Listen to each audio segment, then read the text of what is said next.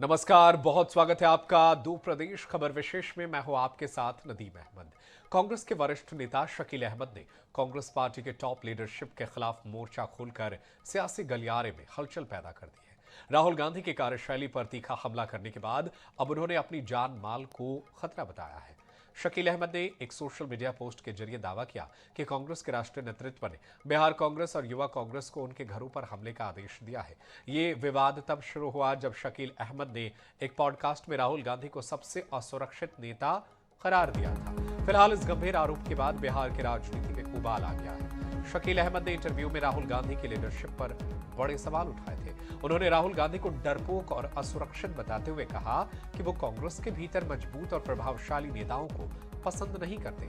अहमद का आरोप है कि मल्लिकार्जुन खड़गे केवल नाम के अध्यक्ष हैं, जबकि पर्दे के पीछे से सारे फैसले राहुल गांधी ही लेते हैं। उन्होंने ये भी कहा कि राहुल गांधी केवल उन्हीं के साथ काम करना पसंद करते हैं जहां उन्हें बॉस वाली फीलिंग आए, वरना वो लोगों से किनारा कर लेते हैं।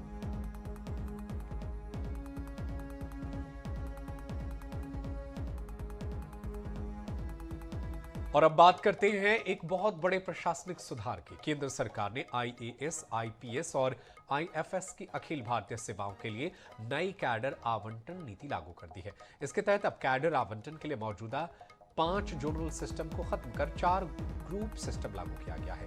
नई व्यवस्था का सीधा असर राजस्थान, मध्य प्रदेश और छत्तीसगढ़ समेत देश के सभी राज्यों के भविष्य के प्रशासनिक ढांचे पर पड़ेगा। दरअसल साल 2017 में लागू जोनल कैडर सिस्टम के चलते कुछ राज्यों में अधिकारियों की असमान उपलब्धता सामने आई थी। कई राज्यों में अफसरों की कमी तो कुछ में अफसरों की अधिकता थी।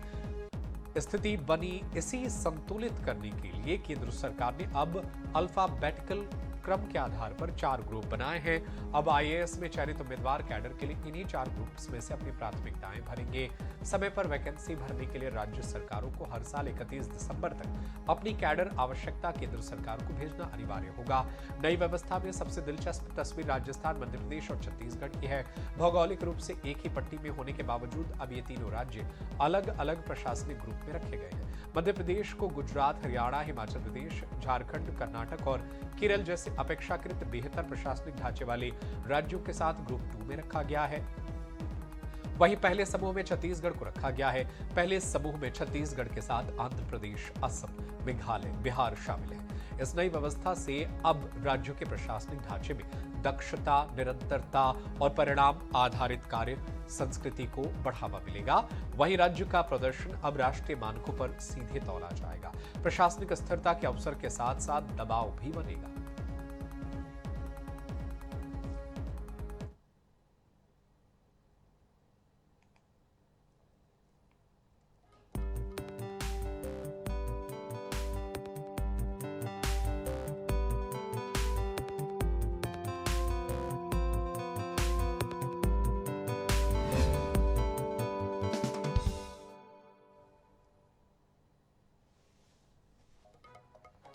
मध्य प्रदेश में खेलों के जरिए युवाओं को नई पहचान देने वाले खेलो एमपी यूथ गेम्स का राज्य स्तरीय शुभारंभ 27 जनवरी को भोपाल के टीटी नगर स्टेडियम में मुख्यमंत्री डॉक्टर मोहन यादव ने किया।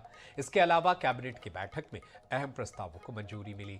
मध्य प्रदेश सरकार विक्रमोत्सव 2026 के जरिए सम्राट विक्रमादित्य के योगदान को नई पीढ़ी तक पहुंचाने का भी कार्य करेगी। देखिए एक रिपोर्ट। मध्य प्रदेश में आयोजित होने वाले विक्रमोत्सव 2026 की तैयारियों को लेकर मुख्यमंत्री डॉक्टर मोहन यादव की अध्यक्षता में बैठक आयोजित की गई। बैठक में मुख्यमंत्री ने आयोजन की तैयारियों पर विस्तृत चर्चा की। इसके अलावा मुख्यमंत्री डॉक्टर मोहन यादव की उपस्थिति में मुख्यमंत्री निवास में 4000 मेगावाट बिजली के पावर सप्लाई एग्रीमेंट पर हस्ताक्षर हुए। इस मौके पर मुख्यमंत्री डॉक्टर मोहन यादव ने कहा कि प्रदेश में 60,000 करोड़ रुपए की लागत से 4000 मेगावाट बिजली उत्पादन के लिए हुए समझौते प्रदेश के कई स्थायी विकास का आधार बनेंगे। इससे प्रदेश में कुल विद्युत उपलब्धता में बढ़ोतरी होने के साथ साथ बिजली की मांग की 100% आपूर्ति संभव होगी। हमारे व्यवसाय हो जाए उस तरह से आपका भी यहाँ उसी प्रकार से स्वागत है, अभिनंदन और उम्मीद करेंगे भविष्य की दृष्टि से राज्य के अंदर सभी प्रकार की वर्ग के सेक्टर तक राज्य आगे बढ़ रहा है। धर्म में भी है, बाकी भी कांग्रेस में बाकी राज्य के साथ जुड़कर देश की प्रगति माननीय मोदी जी के साथ प्रदेश कदम से कदम मिला के चल रहा है। उम्मीद करेंगे कि आपका ये सहयोग आगे मिलेगा।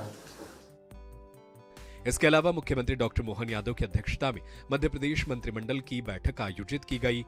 इस बैठक में विक्रमोत्सव 2026 के अलावा अलग अलग विभागों की 15 योजनाओं को मंजूरी प्रदान की गई। खेलों के जरिए युवाओं को नई पहचान देने वाले खेलो एमपी यूथ गेम्स का राज्य स्तरीय शुभारंभ मुख्यमंत्री ने किया। इस कार्यक्रम में केंद्रीय मंत्री मनसुख मांडविया भी शामिल रहे। शुभारंभ के बाद यूथ गेम्स में राज्य स्तरीय मुकाबले शुरू होंगे। Bureau report INH news Bhopal. Madhya Pradesh में संगठन की मजबूती पर कांग्रेस लगातार काम कर रही है। इसी के मद्देनजर एक बार फिर मांड में 30 जनवरी से प्रशिक्षण शिविर शुरू होने जा रहा है। इस सर्वोदय प्रशिक्षण शिविर का मकसद पार्टी की विचारधारा को गांव-गांव तक पहुंचाना और आने वाले चुनावों के लिए नई रणनीति तैयार करना है। देखिए एक रिपोर्ट। मांडू में फिर कांग्रेस का प्रशिक्षण, चुनावों के लिए नई रणनीति पर मंथन। इस बार सर्वोदय की बारी, AICC के निर्देश पर तैयारी। धार जिले की ऐतिहासिक नगरी मांडू में कांग्रेस पार्टी को मजबूत करने के लिए 30 जनवरी से प्रशिक्षण शिविर शुरू होने जा रहा है। 3 दिनों तक चलने वाले इस सर्वोदय प्रशिक्षण शिविर में देश भर से कांग्रेस के बड़े नेता और एक्सपर्ट शामिल होंगे। आयोजकों ने बताया है कि इस कार्यक्रम का मकसद पार्टी की विचारधारा को गांव-गांव तक पहुंचाना और आने वाले चुनावों के लिए नई रणनीति तैयार करना। कार्यक्रम की तैयारियों को लेकर सोमवार को धार जिला कांग्रेस अध्यक्ष स्वतंत्र जोशी ने आयोजन स्थल का निरीक्षण किया। ऑल इंडिया कांग्रेस कमेटी के निर्देश पर धार जिले के ऐतिहासिक नगरी मांडू में कांग्रेस का 3 दिवसीय 30 जनवरी को शिविर लगने जा रहा है, जिसमें देश के नामचीन बड़े बड़े कांग्रेस के नेता शिरकत करेंगे और विशेषज्ञ भी रहेंगे मौजूद, जहां वहां लोगों को कांग्रेस की विचारधारा को घर घर पहुंचाने में किस तरीके का उपयोग करना चाहिए, इन सब टिप्स पर विचार मंथन होगा, लोगों को प्रशिक्षण दिया जाएगा। और मैं ये समझता हूं कि जिस तरह से पचमढ़ी में शिविर आयोजित हुआ था, ठीक उसी तर्ज पर मांडू में जो हो रहा है, इससे कांग्रेस को बहुत ताकत मिलेगी और हम 2028 और 29 दोनों चुनाव में संगठन की मजबूती के साथ चुनाव लड़ेंगे। 30 जनवरी से 3 दिनों का प्रशिक्षण शिविर शुरू होने जा रहा है। ये शिविर AICC के निर्देश पर आयोजित किया जा रहा है। इस शिविर में करीब 100 चुनिंदा पदाधिकारियों को ट्रेनिंग दी जाएगी। इसमें दिल्ली से आए विशेषज्ञ प्रशिक्षक कांग्रेस की नीतियों, सिद्धांतों और काम करने के नए तरीकों की जानकारी देंगे। प्रशिक्षण के दौरान चुनाव लड़ने के तरीके, बूथ मैनेजमेंट और जनता से सीधा संवाद कैसे करें जैसे अहम विषयों पर खास ध्यान दिया जाएगा। शिविर के आखिरी दिन यानी 1 फरवरी को बड़े नेता इसमें शामिल होकर कार्यकर्ताओं का मार्गदर्शन करेंगे। INH 24/7 के लिए भोपाल से अंकुश मौर्य की रिपोर्ट। भाजपा के राष्ट्रीय अध्यक्ष के रूप में छत्तीसगढ़ के प्रदेश प्रभारी रहे नितिन नबीन को ताजपोशी हो चुकी है। नितिन नबीन के अध्यक्ष बनने से छत्तीसगढ़ के भाजपा नेता प्रसन्न भी हैं और उनकी टीम में जगह पाने को लेकर उत्साहित भी हैं। टीम नड्डा में प्रदेश के भाजपा नेताओं को मिली थी जगह। क्या नितिन की नवीन टीम में भी छत्तीसगढ़ के नेता जगह बना पाएंगे? देखिए एक रिपोर्ट। छत्तीसगढ़ के भाजपा नेताओं को पार्टी की राष्ट्रीय टीम में हमेशा से जगह मिलती रही है। प्रदेश के 3 बार के मुख्यमंत्री रहे डॉक्टर रमन सिंह भी राष्ट्रीय उपाध्यक्ष रहे। सरोज पांडे हो या लता उसेंडी, उन्हें भी भाजपा के पूर्व अध्यक्ष JP नड्डा की टीम में जगह मिली। अब सबकी निगाहें भाजपा के नए अध्यक्ष नितिन नबीन पर टिक गई है। नितिन नबीन छत्तीसगढ़ भाजपा के प्रभारी रहे हैं। प्रदेश के कार्यकर्ताओं से उनका जीवंत संबंध रहा है। सभी की कार्य क्षमता और शैली से भी वो परिचित है। इसलिए माना जा रहा है कि नितिन की नवीन टीम में छत्तीसगढ़ के युवा और ऊर्जावान चेहरों को तरजीह मिल सकती है। कुछ वरिष्ठ नेताओं को भी भाजपा की राष्ट्रीय टीम में शामिल किया जा सकता है। माना जा रहा है कि छत्तीसगढ़ से चुने जाने वाले चेहरे नितिन नबीन की पसंद होंगे। यही वजह है कि प्रदेश के नेता भी नितिन नबीन की नई टीम को लेकर आशान्वित भी नजर आ रहे हैं। भाजपा के प्रदेश महामंत्री नवीन मार्कंडे कहते हैं भाजपा की राष्ट्रीय टीम में सभी प्रदेशों, जाति वर्ग का प्रतिनिधित्व होता है। पहले भी छत्तीसगढ़ की भाजपा नेताओं को टीम में जगह मिली है।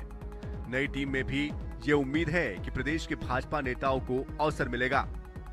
हमारे यशस्वी राष्ट्रीय अध्यक्ष नितिन नवीन जी की जो अभी टीम बनना है और उसके लिए भी केंद्र स्तर पर हमारे वरिष्ठ जो जनों के द्वारा लगातार एक्सरसाइज कर रहे होंगे और पूरे देश के सभी राज्यों का प्रतिनिधित्व हो, सभी क्षेत्रों का प्रतिनिधित्व हो, कभी सभी समाज, जाति, धर्म के लोग उसमें शामिल रहें और इस तरह से पूरा प्रयास हमारे बड़े लोग करेंगे और उसमें छत्तीसगढ़ अछूता नहीं रहेगा।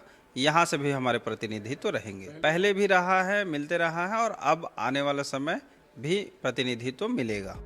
भाजपा में प्रदेश के वरिष्ठ नेताओं से लेकर युवा और महिला नेता भी राष्ट्रीय स्तर पर काम करते रहे हैं। ऐसे में अब ये देखना दिलचस्प होगा कि टीम नितिन का हिस्सा कौन बन पाता है और किसे निराशा हाथ लगती है। रायपुर से INS 24/7 के लिए गौरव शर्मा की रिपोर्ट। भाजपा में किरण सिंह देव को प्रदेश भाजपा का अध्यक्ष बने 1 साल बीत गया, लेकिन अब तक प्रदेश भाजपा की कार्य समिति का गठन नहीं हो सका है। आखिर क्यों भाजपा अब तक नहीं कर सकी है प्रदेश कार्य समिति का गठन? कहां अटकी है सूची और क्या कहते हैं इसे लेकर जिम्मेदार? देखिए इस रिपोर्ट में।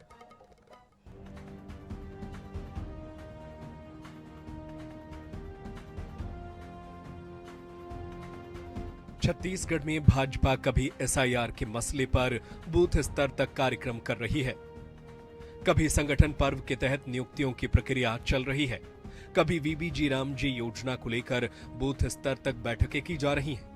इन कार्यक्रमों में प्रदेश भाजपा अध्यक्ष किरण सिंह देव से लेकर उनकी टीम ऐसी उलझी है कि अब तक प्रदेश कार्य समिति की घोषणा नहीं हो पाई है, जबकि किरण सिंह देव को प्रदेश अध्यक्ष बने 1 साल हो गया है। प्रदेश कार्यकारिणी के साथ ही मोर्चा प्रकोष्ठों में भी नई नियुक्तियां कर दी गई हैं। भाजपा के प्रदेश महामंत्री नवीन मार्कंडेय कहते हैं, प्रदेश स्तर पर नियुक्तियों की प्रक्रिया पूरी कर ली गई है। प्रदेश कार्य समिति के नामों को लेकर भी चर्चाएं की जा रही हैं। प्रयास है 10 दिनों के भीतर सभी नाम घोषित कर दिए जाएं। भारतीय जनता पार्टी की प्रदेश की टीम पदाधिकारी की बन गया है। कार्य समिति के लिए भी हमने पूरी तैयारी कर लिए हैं। मोर्चों के सभी 7 मोर्चा की प्रदेश कार्य समिति पूरा घोषित हो चुका है। प्रकोष्ठों के कार्यकारिणी जो है अभी घोषित होने वाला है। जिलों में अभी नियुक्तियां जो होनी है, घोषणा होना है, वो भी चल रहा है लगातार। प्रदेश कार्य समिति को भी कंप्लीट कर देंगे। छत्तीसगढ़ में भाजपा की प्रदेश कार्य समिति के गठन पर सबकी निगाहें टिकी हैं। ऐसे में यह देखना दिलचस्प होगा कि आखिर कब तक इसकी घोषणा होती है और किसे कार्य समिति में जगह मिलती है। रायपुर से INS 24/7 के लिए गौरव शर्मा की रिपोर्ट। भागीरथपुरा में दूषित पानी से हुई मौतों को लेकर दायर जनहित याचिकाओं पर मंगलवार को हाईकोर्ट की इंदौर बेंच में सुनवाई हुई। शासन ने 28 मौतों की रिपोर्ट पेश की है, जिसमें से 16 मौतें दूषित पानी से मानी है। कोर्ट ने डेथ ऑडिट रिपोर्ट में अस्पष्टता, पानी की टेस्टिंग के सीमित मानक, बोरवेल बंद करने के बाद भी दूषित पानी की आपूर्ति और मुआवजे में विसंगति पर सवाल खड़े किए हैं। चलने का कारण मुख्य तौर पे यह था कि शासन ने एक डेथ ऑडिट रिपोर्ट पेश करी मानने वाले के समक्ष, जो कि गुमराह करने वाली रिपोर्ट थी। डेथ ऑडिट रिपोर्ट में उन्होंने ये कहा कि 16 मौतों के आंकड़े जो हैं वो हमारे हिसाब से दूषित विषाक्त पानी के, जिसको वाटर पेंडेमिक की कैटेगरी में कहा गया, हुई है। बाकी 4 मौतों पर उन्होंने कहा कि अनिश्चितता बनी हुई है और उसके ऊपर 3 मौत पर उन्होंने कहा कि हमें कोई जानकारी नहीं। तो जो रिमार्क का कॉलम था जिसमें कॉज ऑफ डेथ बताई गई थी, उस रिमार्क के कॉलम में थ्रू आउट 16 मौतें पेंडेमिक से हुई या अनिश्चित मौतें हुई, उसमें कुछ भी रिमार्क ऐसा नहीं था कि किस तरीके से इनको ये पाया गया कि विषाक्त और दूषित पानी से मौतें हुई। उत्तर भारत के पहाड़ी इलाके में इन दिनों जमकर बर्फबारी हो रही है। हिमाचल प्रदेश, जम्मू कश्मीर में पर्यटक बर्फबारी का लुत्फ उठा रहे हैं। जम्मू कश्मीर में अधिकांश जगहों पर सुबह से बर्फबारी हो रही है। श्रीनगर से आने वाली सभी फ्लाइट्स आज के लिए रद्द कर दी गई। बर्फ से ढके ऊंचे इलाकों में रहने वाले लोगों को बाहर जाने से बचने की चेतावनी दी गई है। सोमवार को गुलमर्ग घाटी में तापमान -9.0 डिग्री दर्ज किया गया। वहीं हिमाचल प्रदेश में बर्फबारी और भारी बारिश का ऑरेंज अलर्ट जारी किया गया है। जम्मू कश्मीर के बारामूला, पुलवामा, कुपवाड़ा और जोजिला से बर्फबारी की तस्वीरें सामने आई है।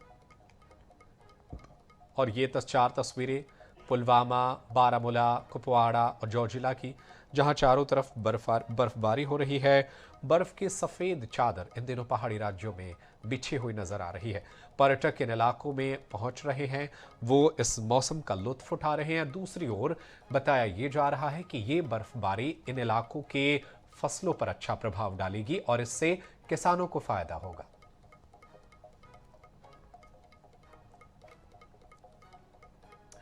और चांदी ने तो कमाल ही कर दिया है। 30 से 35 दिनों के भीतर 1 लाख रुपए का उछाल, फिर और कुछ दिनों में करीब 40,000 रुपए का उछाल। कोई मामूली बात नहीं है। पिछले कुछ वर्षों में बाजार में चांदी की कमी, खदानों से निकलने वाली चांदी से कहीं ज्यादा मांग और अलग अलग सेक्टर की इंडस्ट्री में बढ़ते इस्तेमाल के चलते चांदी के भाव लगातार चढ़े जा रहे हैं। अंतर्राष्ट्रीय बाजार में तो चांदी ने नया रिकॉर्ड ही बना दिया है।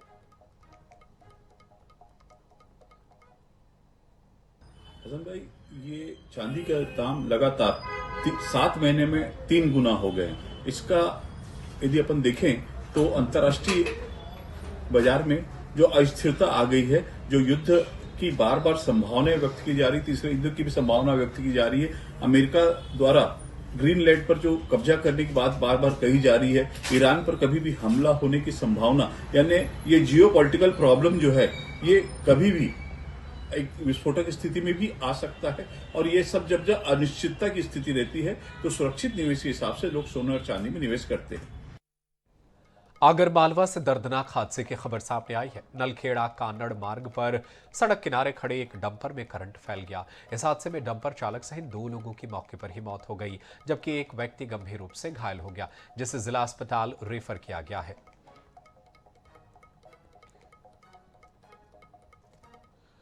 हिस्ट्री के हिसाब से जो हमें बताया गया है उसमें ऐसा है कि कोई ड्राइवर था, वो गाड़ी चला रहा था, उसने डंपर ऊंचा किया तो वो लाइन से टच हो गया डंपर, तो वो वहीं बैठे उसे इलेक्ट्रिक शॉक लगा। सामने वाला एक और जो बंदा था वो साथ में लेकर आया था, कुछ पाना दे रहा था, तो उसका भी हार्ट टच हुआ वहाँ पे, उसे भी शॉक लगा। दोनों की डेथ स्पॉट पे ही हो चुकी है। बाकी फिर एक और तीसरा पर्सन था, वो थोड़ा क्रिटिकल है, तो उसे आगे रेफर किया गया है।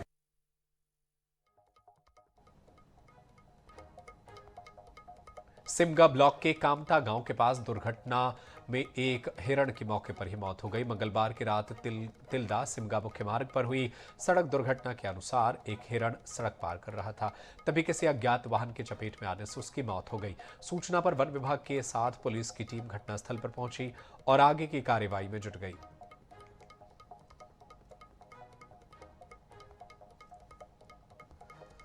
तो चली सिमगा की ये तस्वीरें आप तक पहुंचा रहे हैं, जहां पर सड़क दुर्घटना में एक हिरण की मौत हो गई है। बताया जा रहा है कि हिरण जो है वो सड़क पार कर रही थी, लेकिन इसी दौरान किसी अज्ञात वाहन के टक्कर की वजह से हिरण की मौके पर ही मौत हो गई।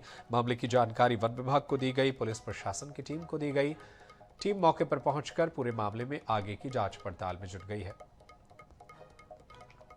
और एम्स के लिफ्ट में महिला से चेन स्नेचिंग मामले पर एफआईआर दर्ज की गई है।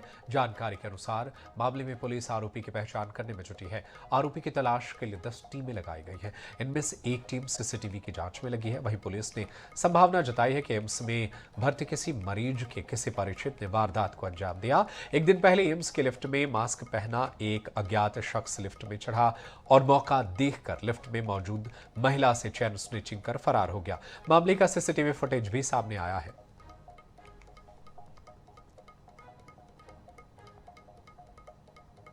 इसमें एक लिफ्ट में चढ़ने के दौरान एक महिला के साथ झपटमारी की घटना हुई है। इसमें एफआईआर पंजीबद्ध करके इसमें अग्रिम हमारी टीमें लगी हुई हैं और जल्द से जल्द आरोपी को ट्रेस करेंगे। सर सीसीटीवी वहाँ पर लगे, कितने सीसीटीवी अब तक आप? लगभग उस पूरे जितने कैंपस में लगे हैं अलग अलग हमारी करीब 10 टीमें लगी हुई हैं और वो सभी उस एरिया के सीसीटीवी फुटेज खंगाल रही है।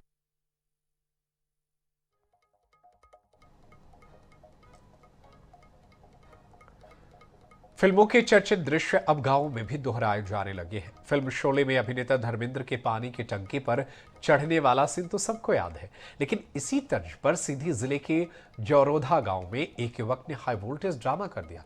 20 वर्षीय युवक पिता से पैसे न मिलने की नाराजगी में गांव की पानी की टंकी पर चढ़ गया और कूदने की धमकी देने लगा।